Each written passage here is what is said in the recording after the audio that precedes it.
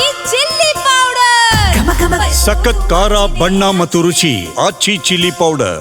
ಯಲಹಂಕದ ಕೋಗಿಲು ಲೇಔಟ್ನಲ್ಲಿ ಅಕ್ರಮವಾಗಿ ಜಾಗವನ್ನು ಒತ್ತುವರಿ ಮಾಡಿಕೊಂಡು ಅಲ್ಲಿ ಮನೆ ಕಟ್ಟಿದಂತಹ ನಿವಾಸಿಗಳಿಗೆ ಜಿಬಿ ಅಧಿಕಾರಿಗಳು ಶಾಕ್ ಕೊಟ್ಟರು. ಇದು ಈಗ ವಿವಾದದ ಸ್ವರೂಪವನ್ನ ಪಡೆದುಕೊಂಡಿದೆಯಂತೆ. ಹೇಗೆ ಸರ್ಕಾರದ ವಿರುದ್ಧನೇ ನಿವಾಸಿಗಳು ಸಿಡಿದೆದ್ದಿದ್ದಾರೆ. ನಿವಾಸಿಗಳಿಂದ ಸಚಿವ ಕೃಷ್ಣ ಬೈರೇಗೌಡ ನಿವಾಸಕ್ಕೆ ಮುತ್ತಿಗೆ ಹಾಕೋದಕ್ಕೆ ಯತ್ನಿಸಿರೋದು. 200ಕ್ಕೂ ಹೆಚ್ಚು ಜನ ಬಂದು ಇವರು ಮನೆಗೆ ಮುತ್ತಿಗೆ ಹಾಕೋದಕ್ಕೆ ಯತ್ನಿಸಿದ್ದಾರೆ. ರಸ್ತೆಯಲ್ಲೇ ಕೂತು ಸಂತ್ರಸ್ತರು ಧಿಕ್ಕಾರ ಕೂಗಿ ಪ್ರತಿಭಟನೆಯನ್ನ ಕೂಡ ನಡೆಸಿದ್ರು. ಸ್ಕೂಲ್ ಬಸ್ಸು ಟಿಟಿ ವಾಹನಗಳಲ್ಲಿ ಪ್ರತಿಭಟನಾಕಾರರನ್ನ ವಶಕ್ಕೆ ಕೂಡ ಪಡೆಯಲಾಯಿತು. ಯಲಹಂಕದ ಕೋಗಿಲು ಲೇಔಟ್ ಬಳಿ ನಿನ್ನೆ ಆದಂತಹ ಇನ್ಸಿಡೆಂಟು. ನಿನ್ನೆ ನಾವು ಒಂದಷ್ಟು ಜನರನ್ನ ಮಾತಾಡ್ಸಿದ್ವಿ. ನೀವೇನು ಯಾರಾದ್ರೂ ಖರೀದಿ ಮಾಡಿದ್ರಾ, ಜಾಗಕ್ಕೆ ಏನು ಡಾಕ್ಯುಮೆಂಟು ಅಂತ.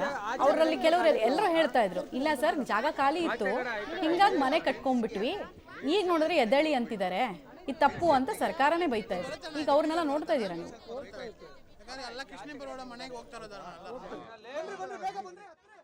ಸರ್ ನಮ್ಮ ಮನೆ ಒಡೆದಾಕ್ಬಿಟ್ಟಿದ್ದಾರೆ. ನಾನು ನನ್ನ ತಮ್ಮ ನನ್ನ ಇನ್ನೊಂದು ತಮ್ಮ ಎಲ್ಲ ಪರ್ಸನಲ್ ಲೋನ್ ತೊಗೊಂಡು ಕಟ್ಕೊಂಡಿರೋದು. ನಮಗೆ ಕಾಲಾವಕಾಶನೇ ಕೊಟ್ಟಿಲ್ಲ. ಸರಿಪ್ಪ ನಾವು ಒಪ್ಕೊಳ್ತೀವಿ, ತಪ್ಪು ಮಾಡಿದ್ವಿ, ಗೌರ್ಮೆಂಟ್ ಜಾಗ ನಾವು ಜಪ್ತಿ ಮಾಡಿದ್ದೀವಿ, ನೀವು ಎಜುಕೇಟೆಡೇ ಅಲ್ಲ, ಓದಿದ್ದೀರಲ್ಲ, ಅಟ್ಲೀಸ್ಟ್ ನಮಗೆ ಕಾಲಾವಕಾಶ ಕೊಡಬೇಕಿತ್ತಲ್ಲ, ಕೊಟ್ಟಿಲ್ಲ. ನೀವು ಮಿಸ್ಟ ಬಂದಾಗ ಹೊಡೆದಾಕಿದ್ರಲ್ಲ ಸರ್. 2 ನಿಮಿಷ ಕೇಳಿದ್ದೀವಿ. ಟೈಲ್ಸ್ ಇವಾಗೆ ಟೈಲ್ಸ್ ಹಾಕಿಲ್ಲ, ತಂದಿಟ್ಟಿದ್ದೀವಿ. ಸೀಟ್ ಇವಾಗೆ ಹಾಕಿದ್ದೀವಿ, ಪ್ಲಂಬಿಂಗ್ ಕೆಲಸ ಮಾಡಿದ್ದೀವಿ. 2 ನಿಮಿಷ ಟೈಮ್ ಕೊಡಿ, ನಾವೆಲ್ಲ ಕಿತ್ಕೊಳ್ತೀವಿ, ನಮ್ಗೆ ಅರ್ಧ ಅಮೌಂಟ್ ಆದರೂ ಬರಲಿ ಅಂತ. 1 ನಿಮಿಷನೂ ನಮ್ಮ ಮಾತು ಕೇಳಿಲ್ಲ. ಎಲ್ಲಿ ಹೊಡೆದು ಸಮ ಮಾಡಿದ್ದಾರೆ. ಇವಾಗ ಪರ್ಸ್ನಲ್ ಲೋನ್ ನಾನು ಕಟ್ಟಲ್ಲ, ಏನು ಮಾಡ್ತೀರಾ ನೀವು? 12 ವರ್ಷದಿಂದ ಆಯಿತು ಸರ್. ನಾವೆಲ್ಲ ಚಿಕ್ಕ ಮಕ್ಕಳು. ಇವಾಗ ನಮ್ಗೆ ದುಡ್ಕೊಳ್ಳೋಕೆ ಯೋಗ್ಯತೆ ಬಂದಿದೆ, ಅದಕ್ಕೆ ಬಂದು ಕಟ್ಕೊಳ್ತಾ ಇದ್ದೀವಿ. ಯಾವನೋ ನಿನ್ನೆ ಕೇಳ್ದ, ನೀನು ದುಡ್ಕೊಂಡು ನೀನು ಬೇರೆ ಕಡೆ ಸೈಟ್ ತೊಗೊಂಡು ಕಟ್ಕೊ ಅಂತ. ಸರ್ ಎಷ್ಟು ಸ್ಯಾಲ್ರಿ ಕೊಡ್ತಾರೆ ಸರ್ ನಮಗೆ? ಅಪ್ಪ ಅಮ್ಮ ಅಂದರೆ ಒಂದು 20,000 ಕೊಡ್ತಾರೆ. 20,000ದಲ್ಲಿ ಲೋನೇ ಹೋಗ್ಬಿಡುತ್ತೆ ಅಷ್ಟು. ನಾವೇನು ತಿನ್ನೋದು ಬೇಡವಾ? ನಾವೇ ಸರ್, ನಮಗೆ ಯೋಗ್ಯತೆ ಇಲ್ಲ ಸರ್. ನಾವೇನು ದುಡಿಯಲ್ಲ. 60,000 70,000 ನಾವೇನು ITL ಕೆಲಸ ಮಾಡಲ್ಲ. ನಮ್ಗೆ ಅಂತ ಯೋಗ್ಯತೆ ಇದ್ರೆ ನಾನು ಬೇರೆ ಕಡೆನೇ ಫ್ಲ್ಯಾಟ್ ತೊಗೊಂಡು ಆರಾಮ್ಸೆ ಇರ್ತಾ ಇದ್ದೆ ಸರ್. ಬಡವರು ಕೆಲಸ ಮಾಡೋರು ಯಾವ ಸರ್? ಎಂಥದ್ದು ಸರ್ ಗೌರ್ಮೆಂಟ್ ನಿಮ್ಮದು? ಗೌರ್ಮೆಂಟ್ ಎಲ್ಲಿಂದ ಸರ್ ಸ್ಟಾರ್ಟ್ ಆಯಿತು? ನಾವಿಲ್ಲಾಂದ್ರೆ ಗೌರ್ಮೆಂಟ್ ಎಲ್ಲಿಂದ ಬರುತ್ತೆ ಹೇಳಿ? ಅಲ್ಲ, ಒಂದೇ ಒಂದು ಕ್ವಶನು. ಇಲ್ಲಿ ಅಪ್ಪ ಅಮ್ಮ ಅಂದರೆ 3,500 ಓಟ್ ಇದೆ. ಓಟ್ ಕೇಳಕ್ಕೆ ಯಾವನ್ನು ಬರಲ್ವಾ? ಹೆಸರು ಯಾಕೆ ಸರ್? ಇಲ್ಲೇ ಇರ್ತೀವಿ, ಹೆಸರೇನಕ್ಕೆ? 20 ವರ್ಷನಲ್ಲಿ ನಾವು ಇದ್ದೀವಿ. ನೋಡಿದ್ರೆ ಮಕ್ಕಳು ಮರಿ ಏನು ನೋಡ್ತಾ ಇಲ್ಲ, ಎಲ್ಲ ಈಚೆ ಆಗಿಬಿಟ್ಟು ಎಲ್ಲ ಹೊಡೆದು ಬಿಡ್ತಾ ಇದ್ದಾರೆ. ನಾವು ಏನು ಮಾಡಬೇಕು ಹೇಳಿ? ಕಾಲೇಜ್ಗೆ ಹೋಗೋದು, ಸ್ಕೂಲ್ಗೆ ಹೋಗೋದು, ಮಕ್ಕಳು ಎಲ್ಲ ಇದೆ, ಯಾವುದು ಏನೂ ನೋಡಿಲ್ಲ. ಎಷ್ಟು ಜನ ಸಿಕ್ಕಿಲ್ಲ, ಎಷ್ಟೋ ಗಾಯ ಎಲ್ಲ ಕೈಗೆ ಎಲ್ಲ ಆಗಿದೆ, ಎಷ್ಟೋ ಇದು ಆಗಿದೆ. हमें घर में सोले को थे, मेरी बच्चा तो उन्होंने आए, आको हाथ पकड़ को बुला ले, आको बाहर छोड़ा, उनको हमारा घर फोड़ा ले. उनके पाँव पकड़े तो भी उन्होंने नहीं सुने साहब. वही आज को बुला ले, का जाको बाहर छोड़ा, उनको उन्होंने फोड़ा ले हमारा घर.